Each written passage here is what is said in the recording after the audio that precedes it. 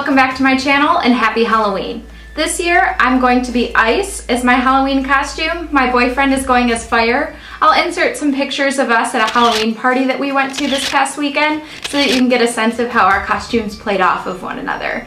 So I wanted to show you a behind the scenes look at how I accomplished my makeup for the party, and this is the look that I settled on. Really white and icy with obviously tons of rhinestones, some cool hair extensions that I dyed, all together with my hot glue crown, and then I came up with this makeup to accompany it. So if you want to see how I accomplished this look, then please just keep on watching. To start off this makeup, I'm priming my eyelids with a little bit of the Tarte Shape Tape Concealer, blending that out with my finger, and then setting it with some translucent powder so that the shadows have a nice, clean, even base to adhere to. Going into the NYX Wind palette, I'm grabbing that top left-hand light blue shade and starting to deposit that color into my upper crease area on a big, fluffy blending brush. Go ahead and be generous with this shadow because you want the rest of the darker blues to blend up into this and still have it be visible as those colors get added into your crease. Going in with a little bit of a darker blue shade from this same palette on a smaller, more defined crease blending brush, I'm laying this a little bit lower into the crease to continue to define this area and divide it from the eyelid portion of the eye.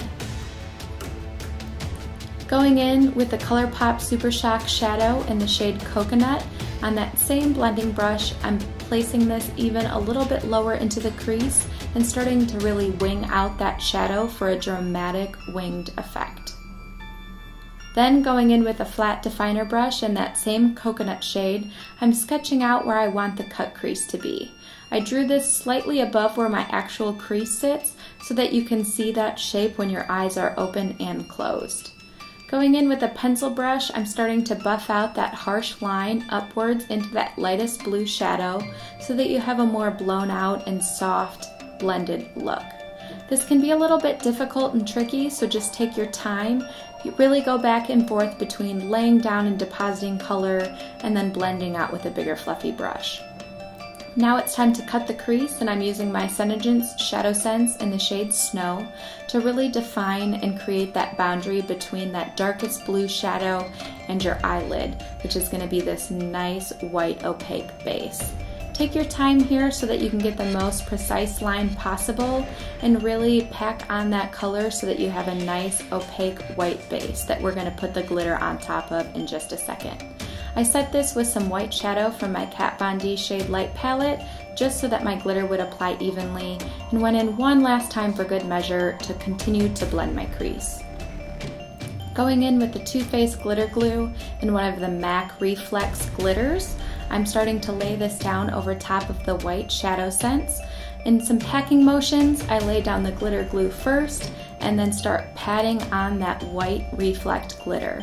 This is so beautiful because it's a white base, but as the light catches it, it reflects teal to give you an almost icy, wet finish.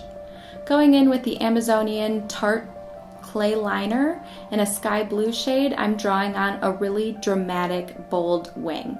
This is going to define your eyeshadow a little bit more, but as you'll see, I didn't get the clip on camera. My camera died for a second, but I placed some of that Colourpop Coconut shadow on top of this to darken it up and then add on a pair of falsies. Next up, it's time for the face base. Going in first with the Makeup Forever color stick in the shade White, I'm drawing this on very much like how I would with a regular foundation stick, and then going in with a damp beauty blender, I just start to buff this out so that I can get a nice even color pigmentation. What's nice about this product is that it's really buildable, so in areas where I wanted a little bit more white, I was able to add on a second layer, as you'll see me doing right here, just so I could get a little bit more white opacity there so I could have a more dramatic look. Then in the next step, I'm going in with the Color Cream Face and Body Cream Gel in the shade Pearly White, also by Makeup Forever. This has a beautiful pearlescent finish, which continues to add to our icy queen effect. Going in with that Snow Shadow Sense one more time, I'm using it as concealer under the eye to brighten and to clean up my winged liner. Then I set this with some translucent powder and continued to powder my whole face just so the rest of the contour would apply as even as possible. Going back into that NYX Wind palette, I grabbed that light blue shade we started buffing into our crease initially to start laying out where I want my contours of the face to lie.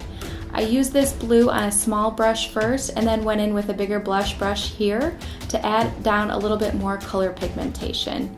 I liked how this blue added some more icy effect to my face, but wanted something a little more dramatic, so went into my Kat Von D palette and grabbed a gray shadow and continued to deepen those contours up a little bit more.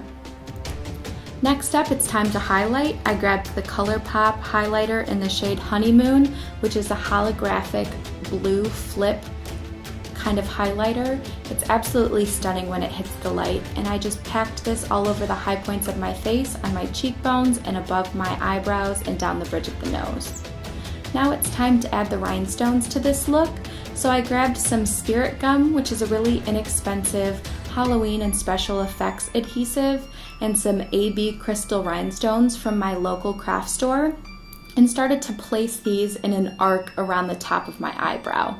The pack of rhinestones that I picked up had a few different sizes in there, so I just started to kind of randomly place the different sizes so that it wouldn't look too perfect, and then tapered them up into a triangle pyramid shape towards the top of my eyebrow. Be sure to let that Spirit Gum get a little bit tacky before you put these rhinestones on, especially the bigger ones, so that even as they are a little bit heavier, they'll stick to that adhesive and stay in place all night. I then arced these rhinestones around the side of my face and down my highlight, and then added them to the other side in a symmetrical fashion. Just make sure you feel balanced before you move on. Next up, I took that color stick again and put that on my lips as a white base, and then went over it with some more of that Snow Shadow Sense to get the most opaque and defined lip from the rest of my white face.